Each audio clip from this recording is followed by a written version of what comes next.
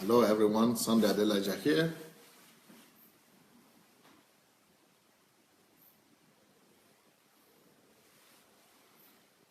Welcome everyone.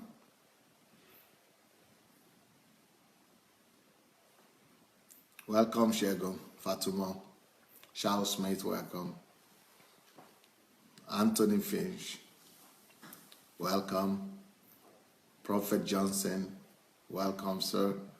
Nkiro Jimadu, Rochelle White, welcome. Kazim Ahmed, Gloria Baye, Anu Ojo, welcome. Ewonde Kenangel, Niyo Lushola, Abikosh, how are you, my sister? Daniel Oshonma, Idowu Gideon, hi. Etim Eyo, Harvest Victory, Lemmy Benga, Idek Opon, Shioma, Kike Muronkeji, TY, Ufu Echo, Oge Emmanuel, Ida Taylor, Oshuko, Christy Hines, Afolabi Victor, Faleye Ayodele, Fumi Adeuse, Shegun Lawal, Mary Oben, Ikpemidayo Peter, Donna, Justin Mayo, Bolujide, Pastor Bolujide, Lannon Adebayo, Charles Uche, Layo Charles, Apostle Yomi, welcome back. Joyce Arrow, Idris Samaila, Lola Shoronke, Magnus, Pastor Magnus, Fumi Onifade, Andy Martins, Kate Imodeme. Well, it's about time. It's about time for us to go ahead and share the link for this program right now, if you don't mind. So my request to you all is to go and find your share button before we start officially. If you need to go out and go back to your timeline, you might want to do that so that you'll be able to share the link on time. So let's go share the link, and as we do that, then we'll be ready to go. So yeah, today is going to be an important topic, very, very important topic, and I don't want you to even risk missing it, or your friends risk missing it. So let's go immediately, share the button, and then let's start as fast as possible. The faster we start, the more we're able to put in at the end of the day. So welcome everyone. Are you ready to go? All right, let me know if you've shared the link. Once you finish sharing the link, we'll be ready to take off. I hope you are good. I hope you have been blessed by all these teachings on a daily basis. And so much things for me to give to you. So much things. Yeah, I'm feeling like Jesus felt, you see. He said, I have so much to tell you. If I can imagine what he was feeling. Because if I'm feeling the way I'm feeling, I just can't imagine how Jesus was feeling. Because somebody was asking me the other day, I'm afraid of coming to listen to you every day, because I'm thinking, what about if Pastor doesn't have anything else to share? Or Pastor will begin to repeat himself, or he doesn't. How can he be coming with something new every time?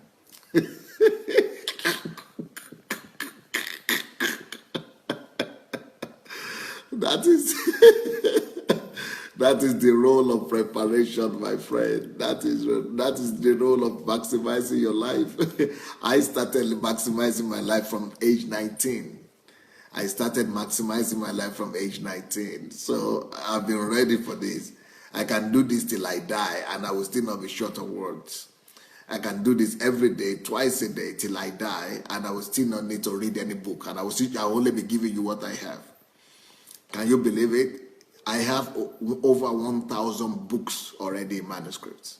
So I'm not even near the title of my book. I'm just going to be naming title to you each time I come on, just title of books to you. I will still not be tired. Talk less of content. I'm like Jumbo, an inventor in that sense. So I have so much in me because I feel I'm living in God, and I feel God is in me, and I feel I'm living in the skin of God. I feel I'm living in the box of God. I feel like I'm hidden in God, and His wisdom is hidden in me. And so, I'm rather overwhelmed by how much I need to give unto you, and how much I need to teach the world. My crisis is how I see the world run, and how I see people do things, and especially Christians and the church, the wrong way. And the cry of my heart is, I know how things are supposed to be done, but unfortunately, I'm only one person, and I cannot get opportunity to speak to everybody. How I wish I have an impression I can fix every problem in the world, not just in Nigeria. So people, when I begin to talk about fixing every problem in Nigeria, people think that is something too much. But they don't even know what I'm feeling. I'm feeling like I can fix the problem in the whole world, talk less of Nigeria. Nigeria is small compared to the content that God has developed in me over the years. I feel I have everything it takes, absolutely inexhaustible. Just like God Himself is inexhaustible, I feel myself inexhaustible. And I feel, I have too much to give to the world. And that's why I must engage the way I'm engaging you twice a day. So don't you ever worry that I will have something to come up with, or I will not have anything to come up with. I'll be fine. I'll be fine.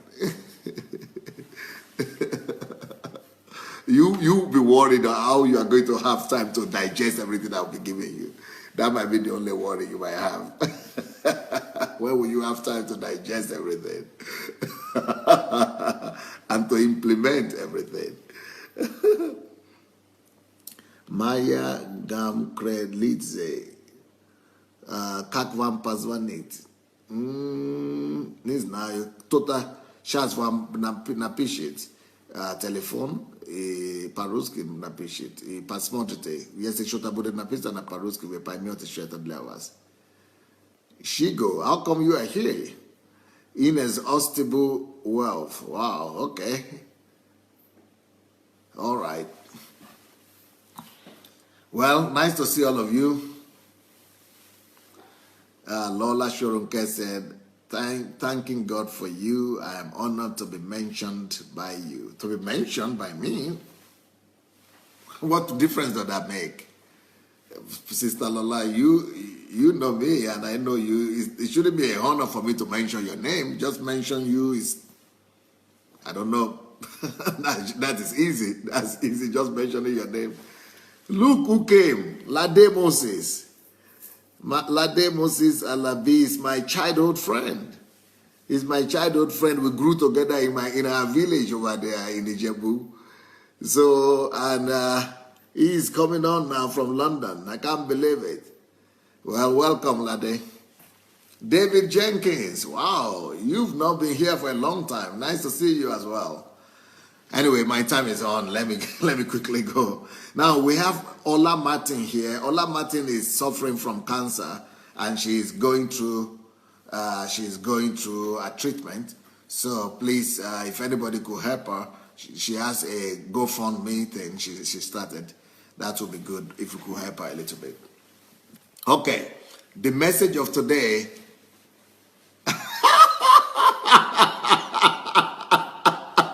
Lade is asking the question, where have I been? Where have I been? I have been all over the world. Igor, teach to Delaish. Etagenito telephone. Nada that telephone na Natasha ili tuoiwo. Ne Igor vzeali dal telephone katerene umeya. Back there on time, yes? No, хорошо. Надо, no, этика, кто хочет звонить, звоните на телефон Наташи. Там есть Наталья, Калида, вот, звоните на тот телефон. Вот, хороший, ой, my God, I'm speaking Russian, I forgot. Lade, I've been here, I've been all over the place. You go to the internet, you see the good, the bad, and the ugly about me. Everything is there. I've been all over the place. So you don't have to look for me, Lade. And I'm here twice a day. I'm here every day, 7:30 p.m. 7:30 a.m. British time, 7:30 a.m. and 7 p.m. every day. Every day, 7:30 a.m. British time and 7 p.m. in the evening. And in US, that is 2:30 a.m. and 2 p.m. in the evening. So I'm here every day. Nigerian time is the same thing, 7:30 a.m. and 7 p.m. Well, the topic of today is, what is an effective life? Or how to live an effective life? How do we live an effective life? You know, it's like everybody is living, right? But that is an illusion. Not everybody is living. Everybody is existing, but not everybody is living. Let me say that again. Everybody is alive, everybody is existing, but not everybody is living. What is an effective life? How do we learn to live? But not just to live, but how do we learn to live effectively? Let's ask ourselves that question. Let me ask you that question. What is an effective life? And how have you been living? Are you sure? Are you absolutely sure before God that you have been living an effective life? Are you absolutely sure that you have been living the best possible life for you? Are you really sure about that? Are you sure that your life has been laser effective? So how do we learn to live an effective life? And by the way, what is an effective life? Is living not just about living? Is living not just like everybody else? No, sir.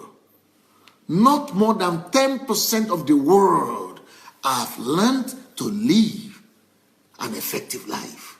Not more than 10% of our world. So what have over 90% of the world been doing with their lives? Well, don't ask me. Most people have been wasting life. Others have been spending life. And only few have been living. Let me tell you, actually, as a matter of fact, what 90% of the world have been doing with their life. 90% of the world have only been doing one thing. They have been trying to make a living. And whenever you are trying to make a living, whenever you are trying to make something, you never really make it. You are trying, because while you are in the process of trying, you are struggling too. While you are struggling, you are not really living. When you are trying to make a living, it means you are trying, you are struggling to make a living. You are trying, so you are not really living. You don't have time to live yet, because you only have time to struggle. My God, help us. 90% of our world has only been busy, struggling, trying to make a living. Some people say it differently. Let me say it in a more direct manner. Most of the world, they've not really been living. 90% of people in our world, they don't know what it means to live. You know what they know to do? What they know to do? What they know to do is just trying to survive. It doesn't matter if they have money or not. It doesn't matter if they have resources or not. It's just about knowledge. And it's just about, being skillful about life. We need to learn to master life. Life is a science that only few have mastered. Life is a science that only few have come to understand. And for you to live an effective life, you must understand the essence and the secret of life. Your life must never be about survival anymore. Your life must not be about surviving anymore. You must stop trying to survive and start trying to live and start to begin to live. You must start to begin to live. You must start living. You must begin to live. You must begin to live and stop trying to make a living. You must stop trying to make a living and begin to live. Stop trying to make a living and begin to live. You must stop trying to survive and begin to live. And that is what I want to hand over to you today. How do you live an effective life? And what is an effective life? So, underline the word, or remember the core of the word of this statement that I'm talking about. The subject is effective. So the big thing is not about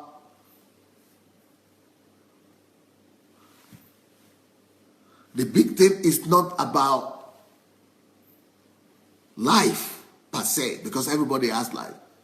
Everyone has life. But not just about having life. Even animals have life. Your dog has a life. So it's not the big deal is not about having life. But the big deal is learning to live it effectively.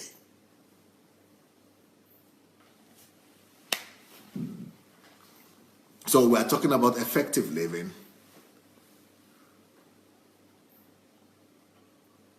Which means we are not talking about a busy life. We are talking about effective life. You see, many people, most people, you know the kind of life they live? A busy life. But busy life does not mean effective life, you see. Somebody was telling me yesterday, this is an African proverb.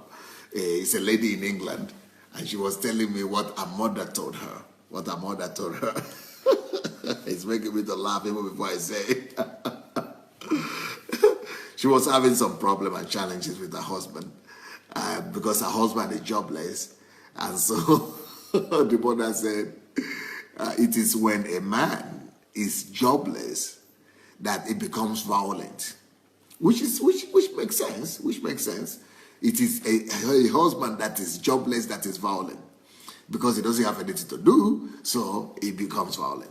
Well, what I'm about to say is that having something to do, having a job, or being busy does not mean living. Having a job, that is being busy. So that is what the woman was telling the daughter, that the key to a happy married life is to get the husband to get busy. Get your husband busy. Make sure your husband is busy. Make sure he goes out every morning and comes back to every day. Make sure he goes to work. Just he has to get busy. If he is busy, then you will have a life. That is the philosophy of so many families. If you could get busy, if you guys have something to do, just get busy, then you have life. They equate busyness, being busy, to being effective. They equate being busy to living life. They equate effective living into being busy, They equate effective living to being busy. I'm sorry. I am sorry. It doesn't follow, my dear.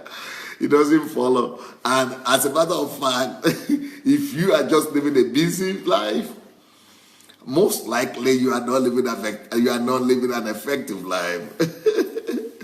Most likely you are not living an effective life because you are living a busy life. You don't have time to live. When you are busy with something, when you are just busy running after something, chasing something, you don't really have the time to enjoy in the process. It's just like saying you are eating while you are running. You are running 100 meters and then you are eating at the same time. You are running 100 meters and sprint and running. You will not enjoy the process, you see. So being busy does not equate living an effective life. Being busy doesn't mean living an effective life. So for you to really live an effective life, you need to know more than just being busy, okay? All right. So we are talking about how to live an effective life. We are not talking about busy life. We are not talking about a full life. Some people, I've been to a few funerals in my life, in my lifetime. And, most people that people regard to have lived a good life, they say, well, he lived a full life. He lived a full life. They say, that guy lived a full life. He lived a full life.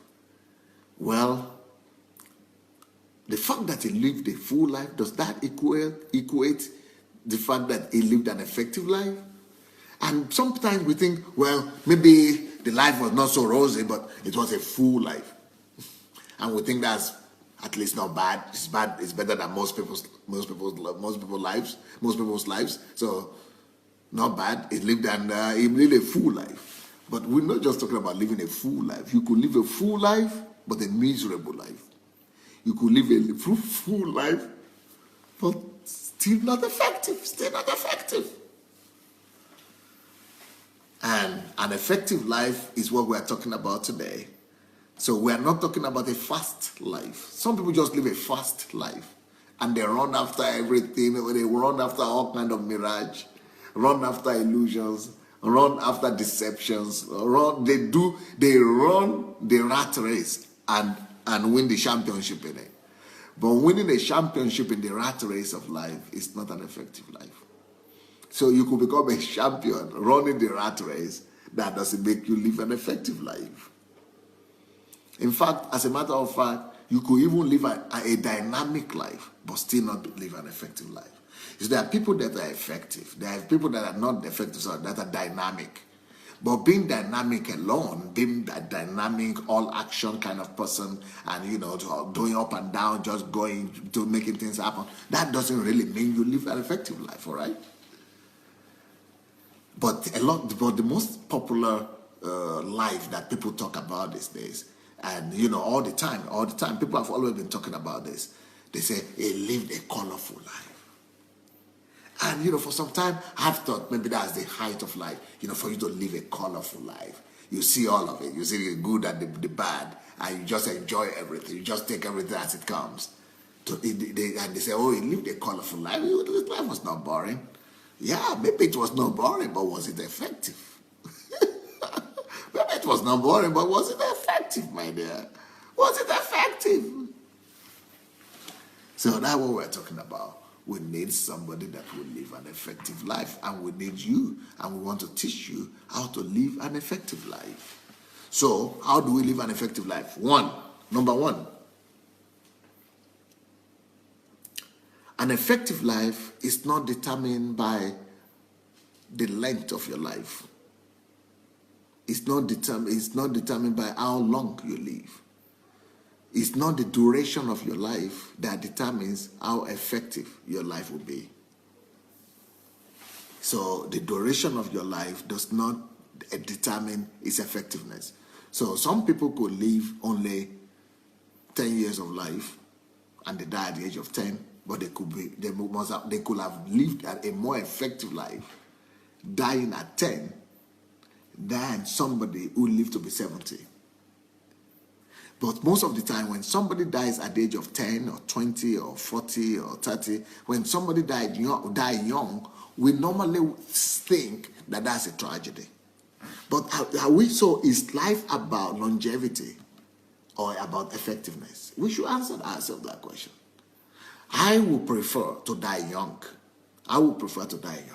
but to have lived an effective life. But to have lived an effective life, I want to die young.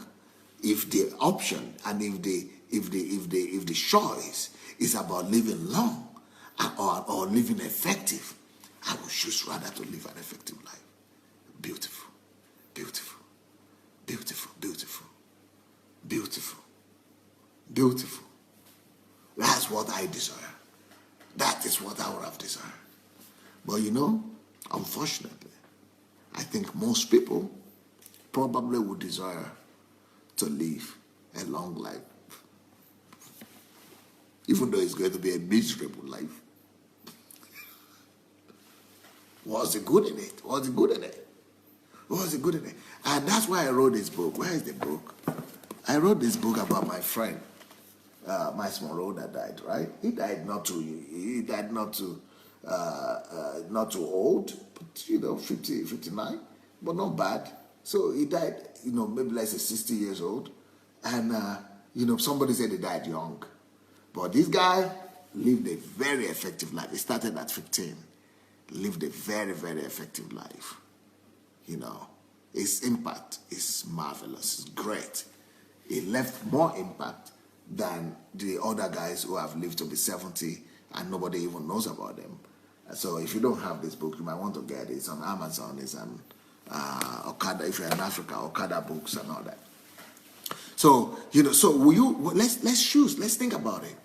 Is it better to live an effective life and die at, let's say, 30, 40, like Jesus? Jesus lived an effective life because he died at the age of 33, but who wants to compare his own life with Jesus' life? Jesus lived an effective life, though short. So the longevity of life is not what you should be targeting, but we should be targeting the effectiveness of life. If you go on the internet today, you will discover that most people are more concerned about living the long life rather than the effective life. Most people are concerned about their health, how they are eating. They are concerned about sports. It's a big industry. It's a billion-dollar industry of sports, eating, dieting, you know, veggie, and all kind of way to just make you to live long.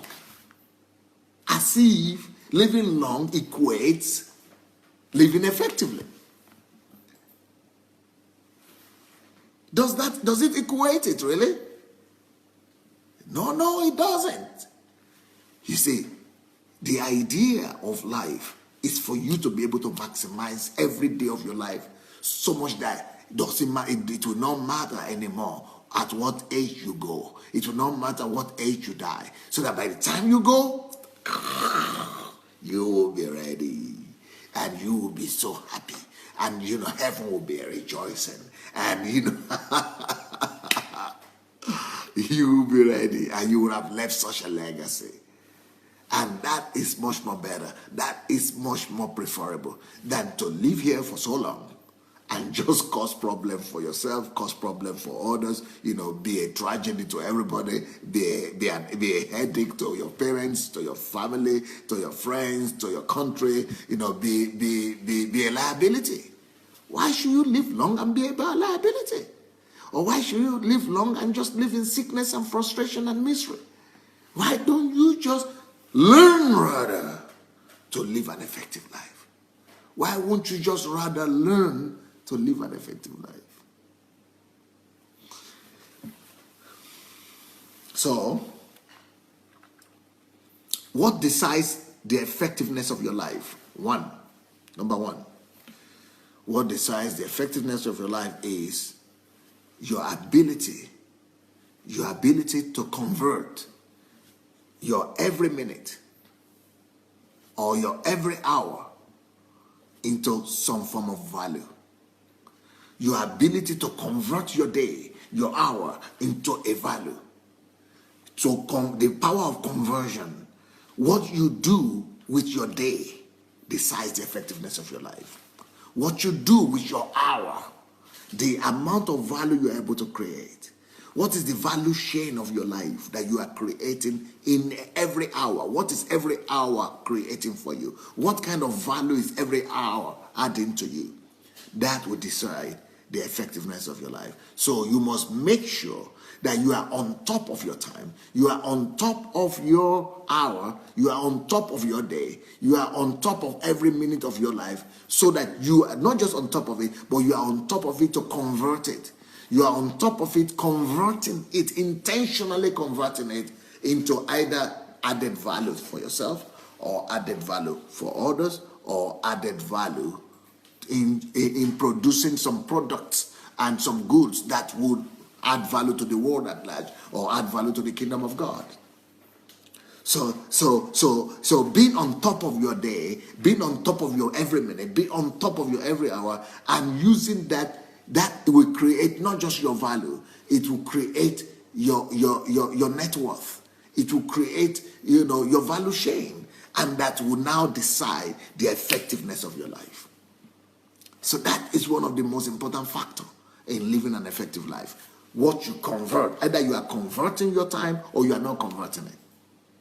Either you are wasting your time or wasting your life, wasting your time, which is equal to wasting your life, or you are spending your time, which is equal to wasting your life.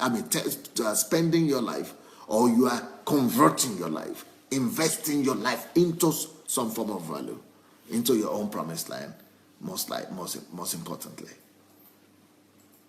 Now, the next thing you might want to take note of is that for you to live an effective life, you must actually detach yourself from the stereotypes of our world, from the traditional beliefs about life. The stereotypes and the understanding that the world presents to us as effective living is mostly wrong. The thing that is sold to you as a kid, growing up as the essence of life, is basically wrong. Most of the things that people tell us as the reason for life are mostly not right. So the essence of life and the secret, or the secret of effective living is, and what people call effective living, you must detach yourself from it. For example, let me give you some of these examples. In some cultures, like in Russia, where I am, I live in Russia here, in Ukraine. People believe that you live an effective life if you marry, and not just marry, but you must give birth to a son. So you could give birth to 10 kids, and all of them are girls, and you don't consider to have lived an effective life. You must have at least one son, okay? So you might not have 3 kids or 2 kids, maybe just one son. You are considered as having lived effectively. So for you to live here in Russia, a man that has lived an effective and a successful life is the man that is been able to be married, get another education, married, built a house, and then who has a garden, who has planted a tree, who has a garden. You have to plant a tree, you've got to plant a tree so that when you die, your tree will be there in your garden, okay? That's what it means here, to live an effective life, to the Russian mind. Oh, man. What a mediocre kind of thinking. What a vanity kind of thoughts, what a kind of vanity thought process. It's empty. That's an illusion. It's an illusion and a deception. So being married does not mean that you are living an effective life. So you have to detach. Somebody like that, people like that coming from that kind of culture have to detach themselves from that culture. Like, I'm an African. Being an African is similar. The people tell you, if you are an African and you are a man, you must, when you are 30 years old or 40 years old, how could you be so old? And how are you? You are not living yet if you don't get married, have a family, and have children. And most cultures of the world are like this. They tell you that you are here for that purpose. That is the essence of your effective living. You have not lived effectively. I even knew people back in Africa that were well-to-do, doing well professionally, well-to-do, doing well, building a good life for themselves. But because they didn't have a kid or because they didn't have children, everybody just pitying them. And say, oh, what a pity. Oh, yeah, that guy. Oh, yeah, it's a pity. Huh? Sorry for him. Wow, it's a pity. He doesn't have a kid. He doesn't have kids. He doesn't have a job. What a tragedy. Well, he seems to be doing well for himself, but he's a sad guy. He's a sad guy. It's tragic. It's tragic.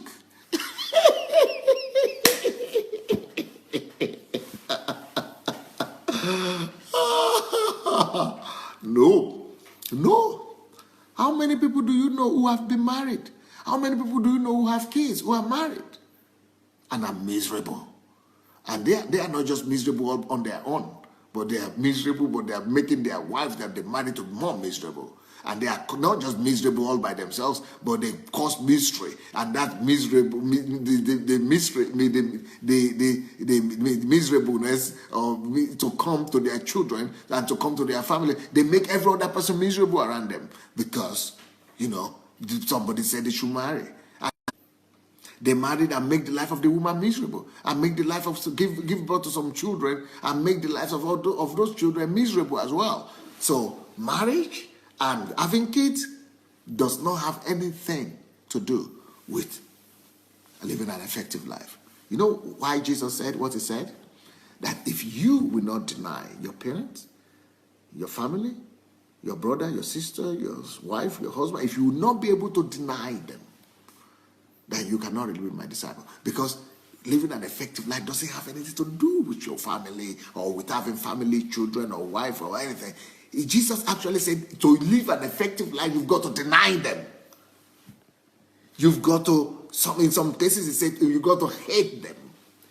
In some cases, he said you've got to turn your back at them for you to be able to live an effective life. Because everybody was coming to Jesus, they wanted to find out, how do you live an effective life? And he said it. For you to live an effective life, deny yourself, actually, as a matter of fact. So, that tells us another thing about effective living. Effective living is not in self-grandizement. So, effective living is not in self-grandizement. Effective living is not when you make yourself just posh and luxurious and make everything, live a luxurious life and just, just live in your own luxury and make everybody, to envy you. He said you have to deny yourself. That kind of aspiration has to be denied. You've got to deny that aspiration. So that is because in many cultures, grandizement, self-grandizement is the sign of effective living. So if you are living in self-grandizement, people think that yes, you have arrived. Yes, you are having and you are.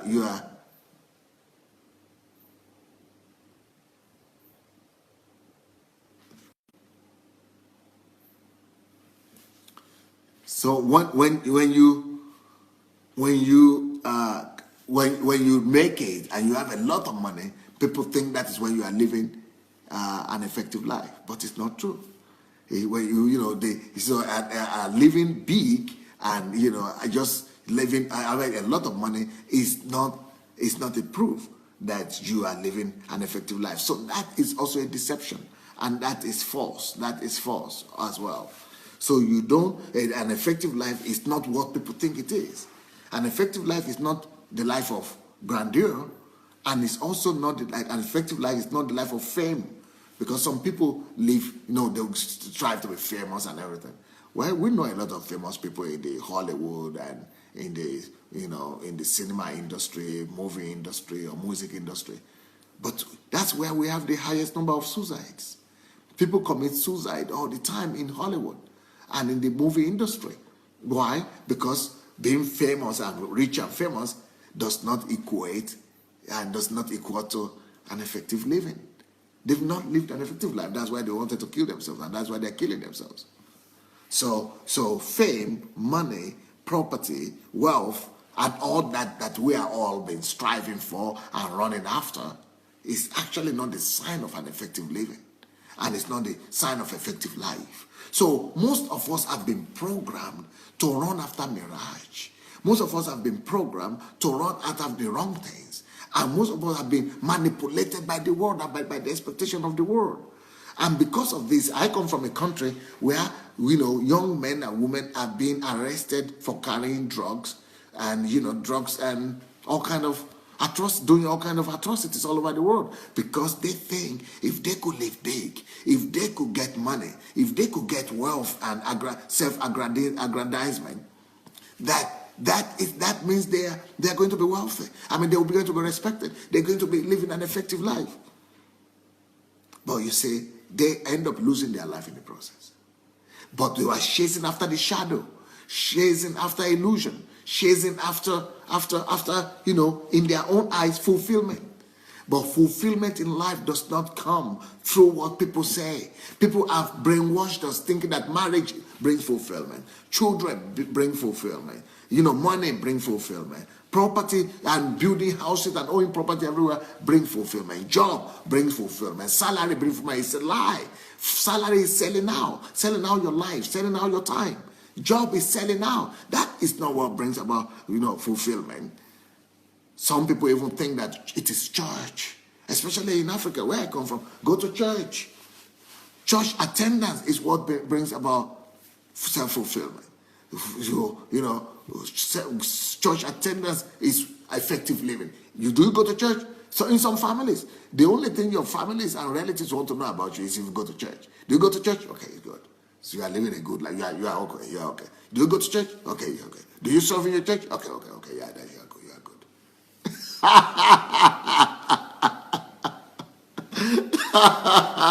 That is another shadow. Because going to church does not equate personal relationship with God.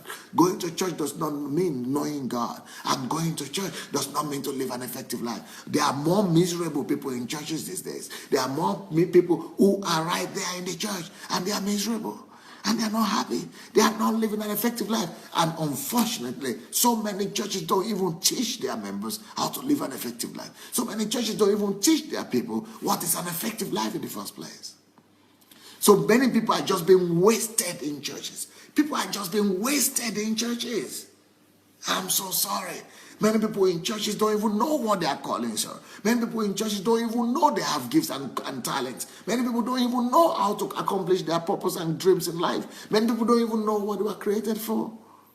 So you could be in church and be frustrated and just be as frustrated as anybody in the bar.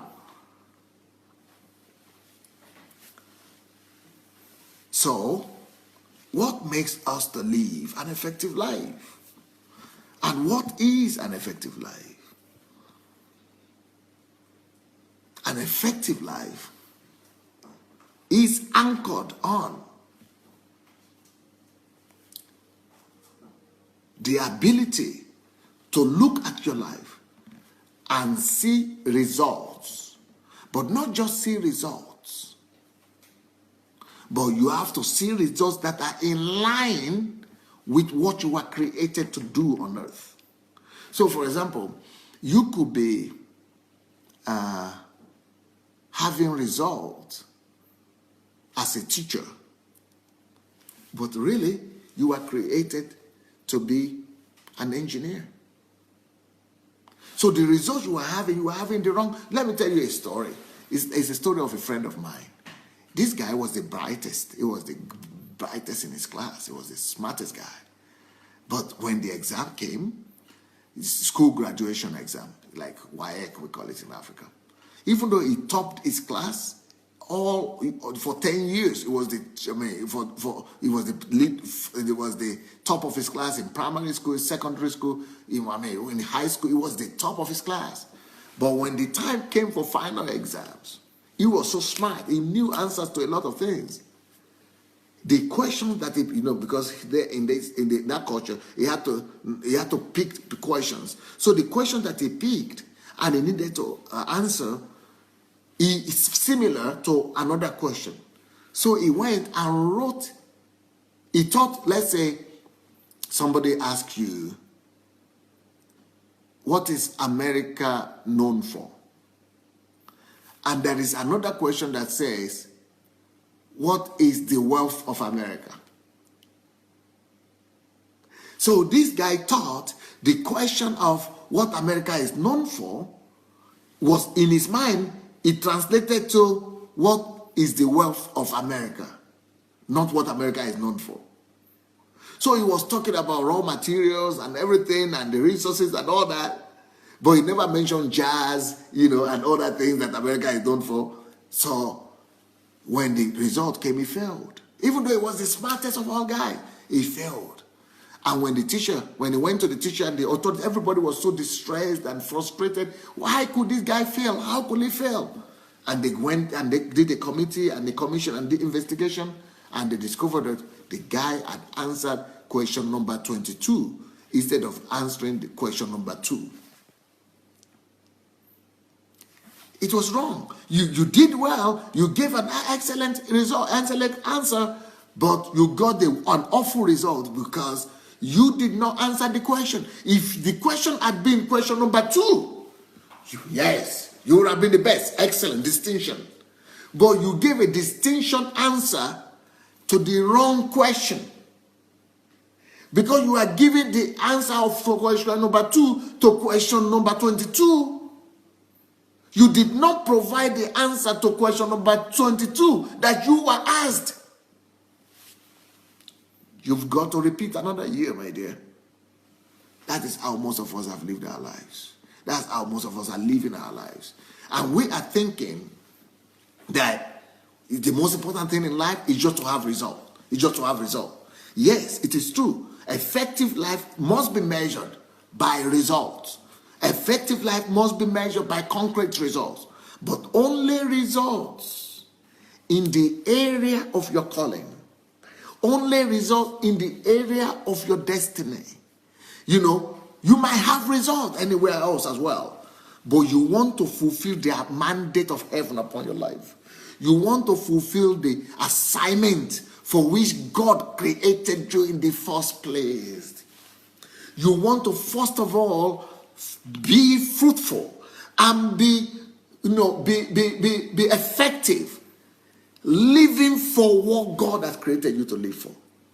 So if you are created to be an inventor, just like the case that I mentioned the other day, that this guy, brilliant mind from Nigeria, created to resolve all the problems. Every one of us is created to resolve one problem or the other in our world or in our country or in our society. So this guy was created to be an inventor, to bring answers to the numerous myriad of problems in the Nigerian nation is facing and encountering. But instead of this man to be, so he went to his pastor and told the pastor, I invented this, I came up with this, and the pastor said, those things are good, not bad, but just leave, God will take care of those things, those are worldly, those are just things of the world. You need to make sure people are getting saved. You need to get people saved. You need to become a pastor. That is what matters. And the guy became a pastor for maybe 5 years or so, became frustrated, spending 5 hours in the church every day.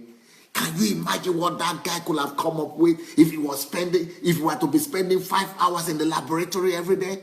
Investing himself into his destiny, converting 5 hours a day into his products, he would have solved the problem of that country.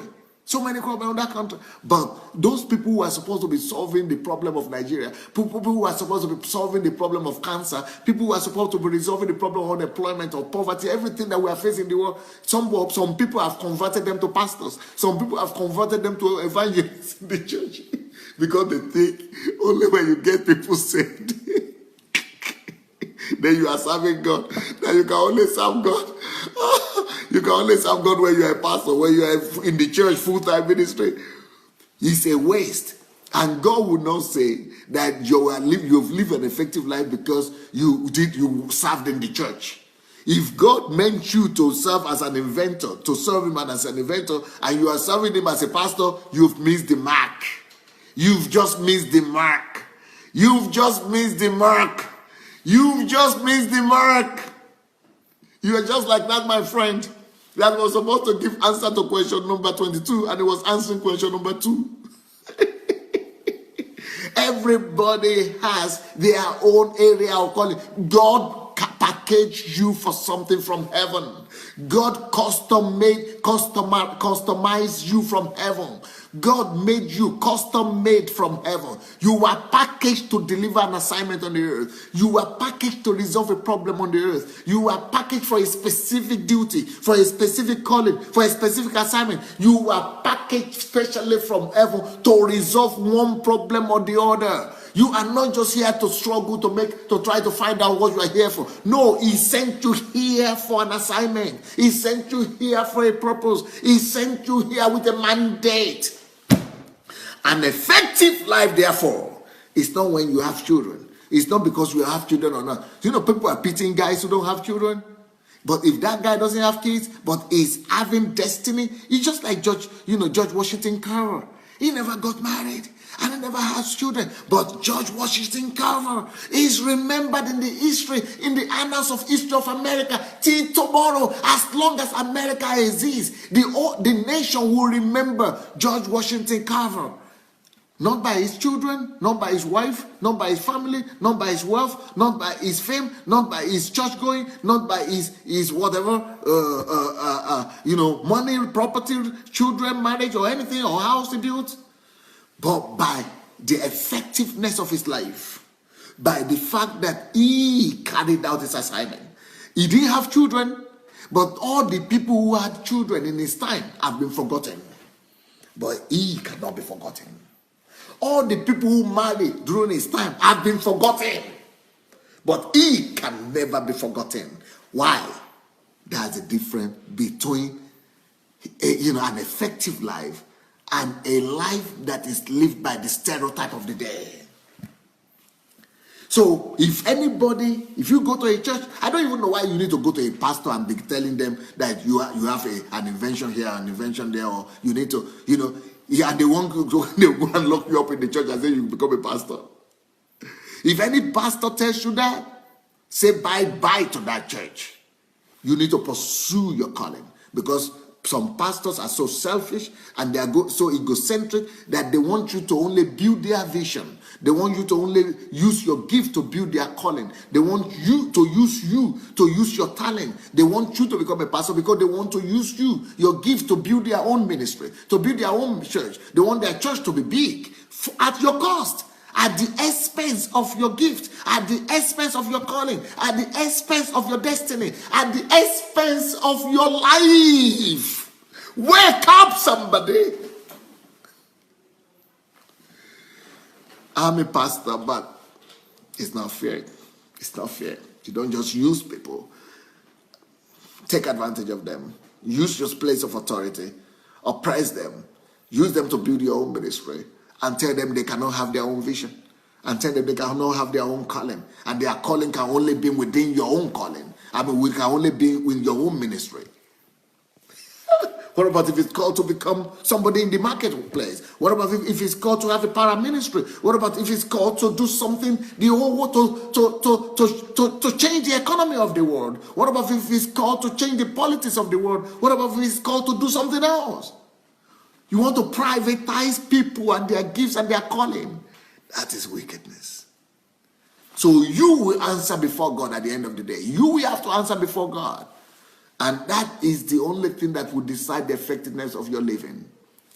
Not the only thing, but the primary thing that decides the effectiveness of your living is, have you lived according to the script that God Almighty wrote before you were even born?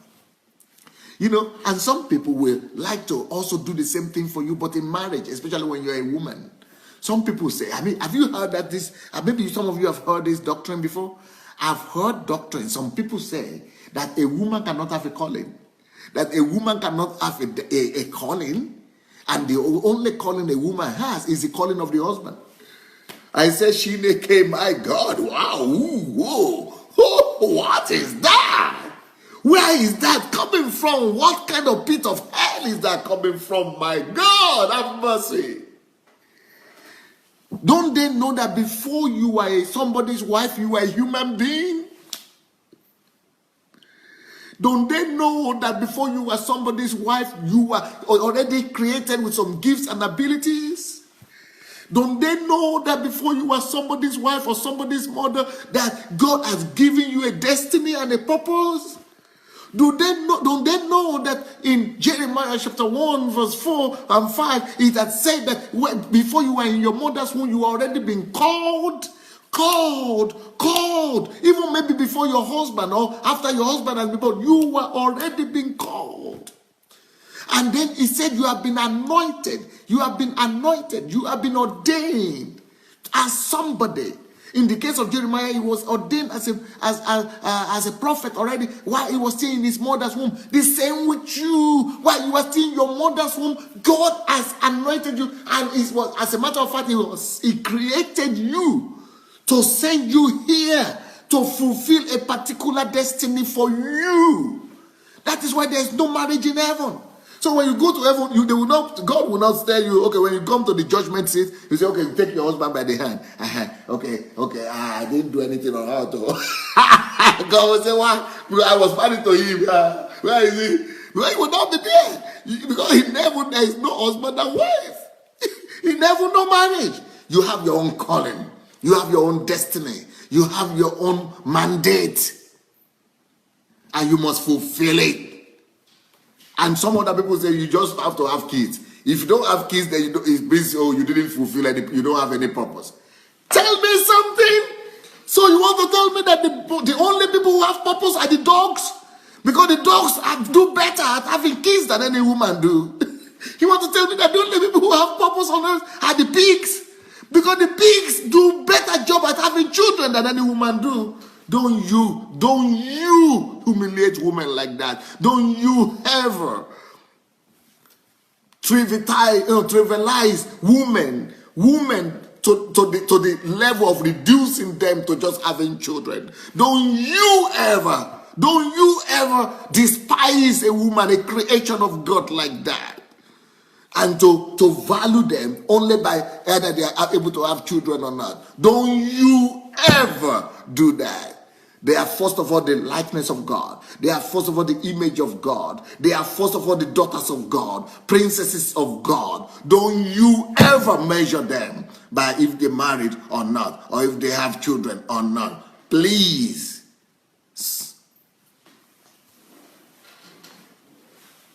I'm sorry. I lost it. I'm sorry.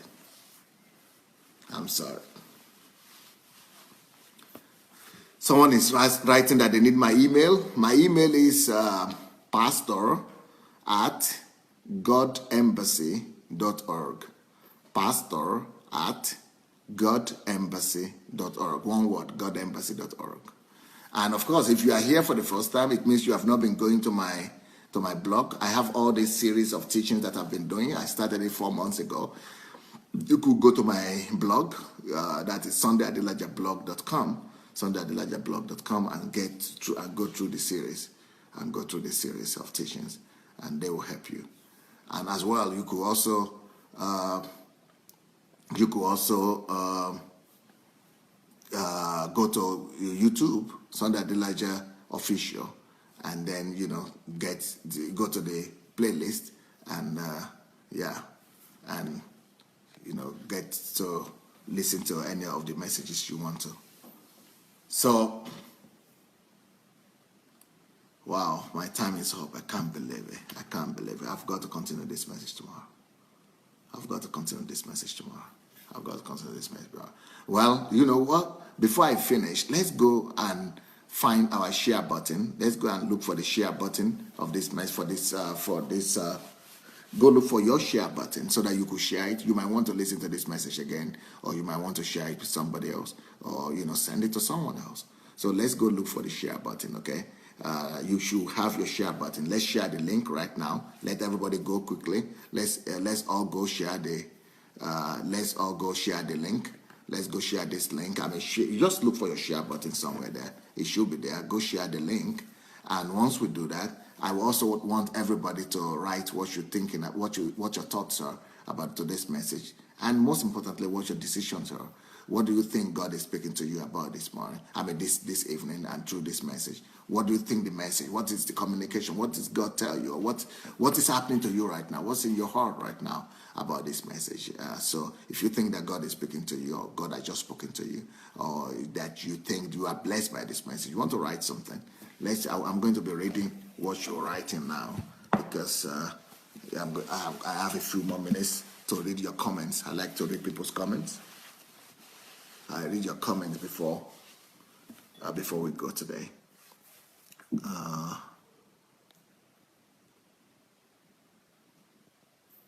Lola Shorunke says, wow, this message is for me. I have given up the rat race long ago. I chose to live an effective life with the tools given in this message. Amen. Anastasia says, please don't reduce wives to childbearing incubators. Oh, that's what I said, yeah. Daniel Oshonma said, this was exactly the message that Jesus preached. The Pharisees said it was too hard to their ears. Elizabeth Ali said, some are told that women are created to be helpmates, therefore submitting to the husband's vision, so she will be waiting for the man. That's crazy. Adetoro says, but it's the women that need to free themselves from these shackles. I agree.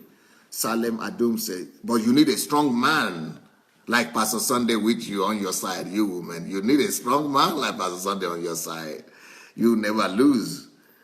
Salem Adum said, thank you, Pastor. Women need to hear this. Thank you.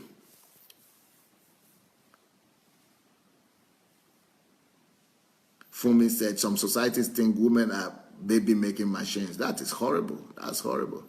Dolapo says, women's worth are not only measured by their birthing abilities or their attachment to a man's name. No. We should change that. Rachel Igbinovia said, thank you, sir. I wish my sisters could hear this. They have pretty much told me that my not talking about marriage or finding a dad for my anyway.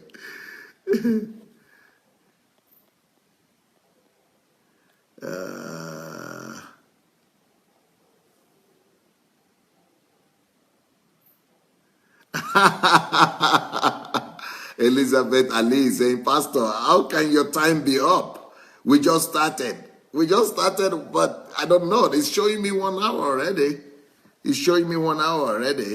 So I think it just went so fast. It's not that my time is not up. It's just that we went so fast. I mean, time just goes so fast these days.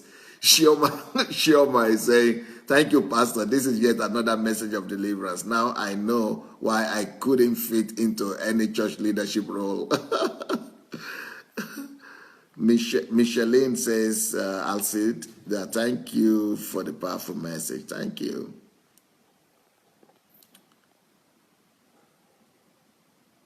Lola Shorin, I meant to say thank you for mentoring me, not mentioning me. Okay.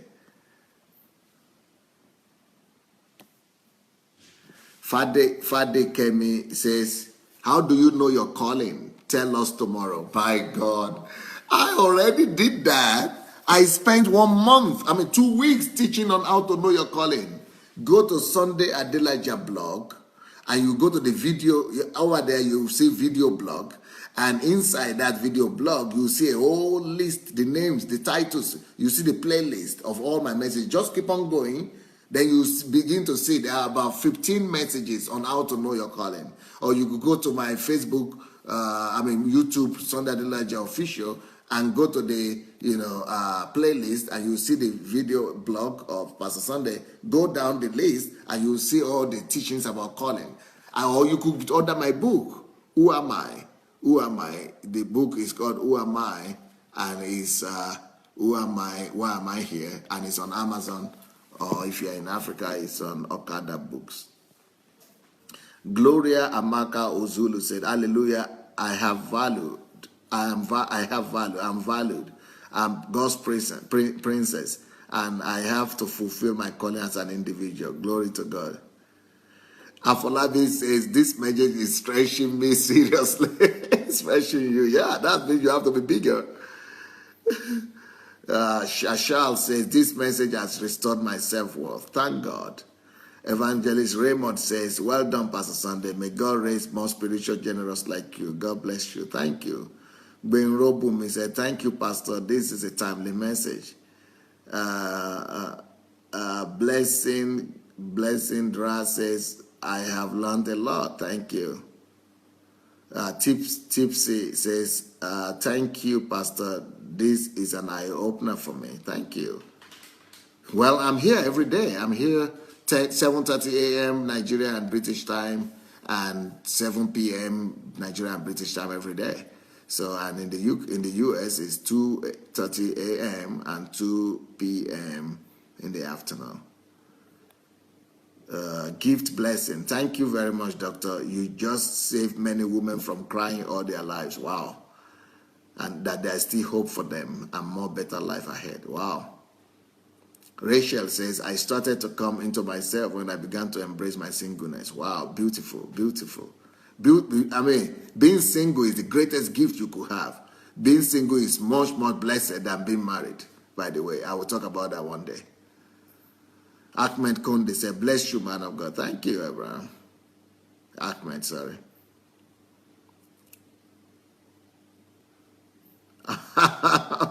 AK Gosman says, an hour is too short. But on the internet, everybody say, Pastor, don't try an hour is too long. But I know what I carry. I know that soon people will be saying it's too short. So people say, no, internet, Pastor, never try that. Just 5 minutes, 5 minutes, 2 minutes, 2 minutes, snippet. Just, people don't watch something long. I know after people begin to listen to Pastor Sandey, an hour will be too short. And that's what we are finding out now.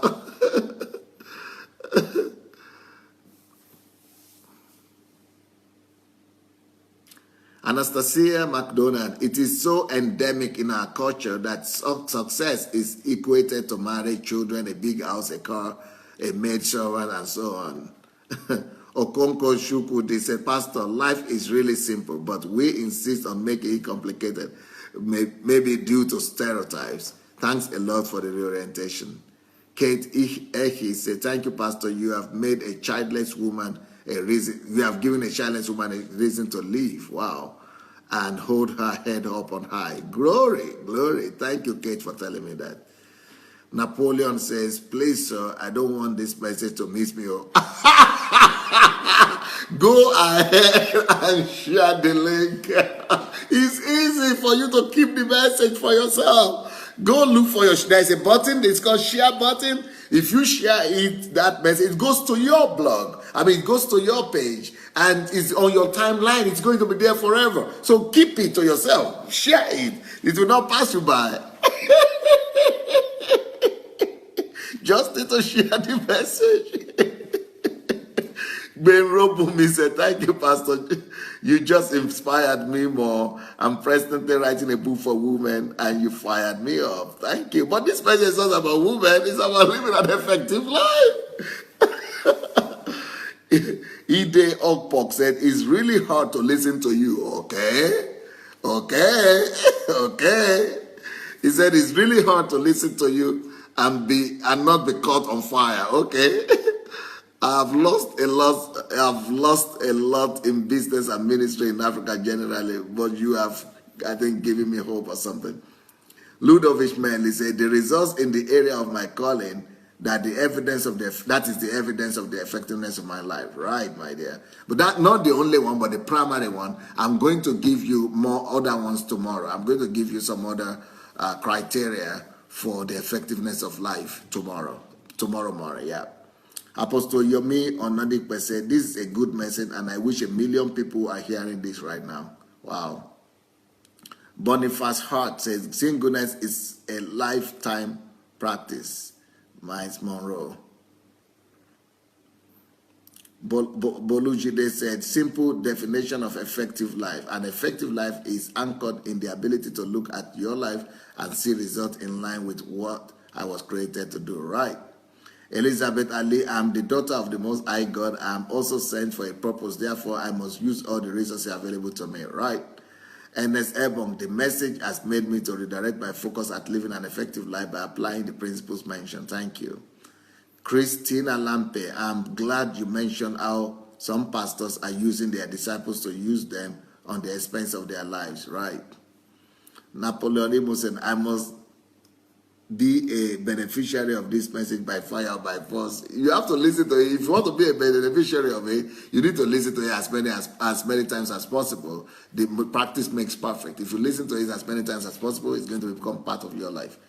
Omiyale Yomi said, thank you, Pastor. Listening to you daily has been of tremendous blessing. Keep doing it, sir. We are getting blessed. Thank you.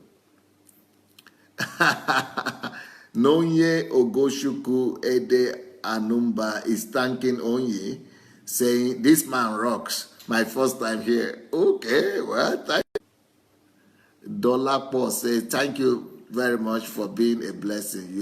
You've become my energizer. Thank you. Victor Afolabi, sir, I hope you are not stopping this program this year.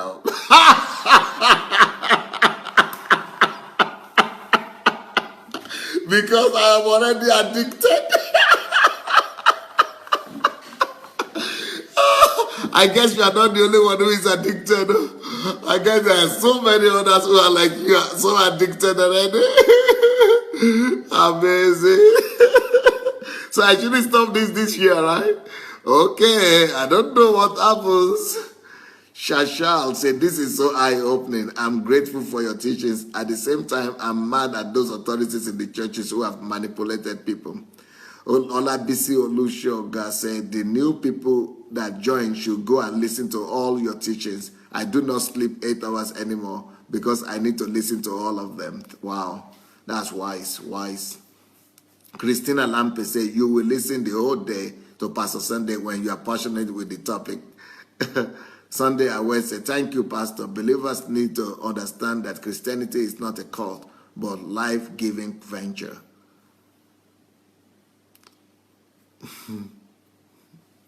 Oyinye Okoro, thank you, sir. You are a blessing to us.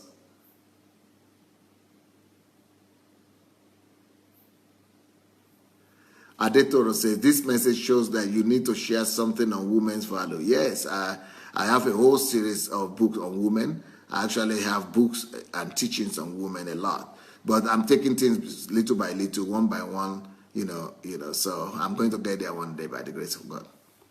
Layo Shalsimane said, the women folk are saying thank you to Pastor Sandey because a significant voice in history is speaking up for them. Wow. Edwin Amimi said, good evening and thank you, Pastor Sandey. I believe on the day of reckoning, we will all be rewarded according to our talents. Yep. Yemi Adeyemi says, my first time of listening to you, sir, really blessed. David Jenkins said, glory. Ngozi Okaps, your messages have a way of putting my thoughts in the right track. I am getting focused again. That is good. That is good. Tipsy Olarewaju said, I am already addicted to. Rachel Igbino says, Christianity is lifestyle. Pastor, thank you on railing me back on track. God bless you, sir. That is glory saying that. Eki Phil say, I'm addicted to. Well, thank you, everybody. It's been nice to be with you guys and to listen to you and to hear from you also. And that you have been blessed. That's a blessing that you have been blessed through this message. If you've not shared the link, yes, go ahead and share the link. And let's meet tomorrow morning. I'll be back by the grace of God at the same time, 7:30 a.m. British time. And blessings. Good night. Bye.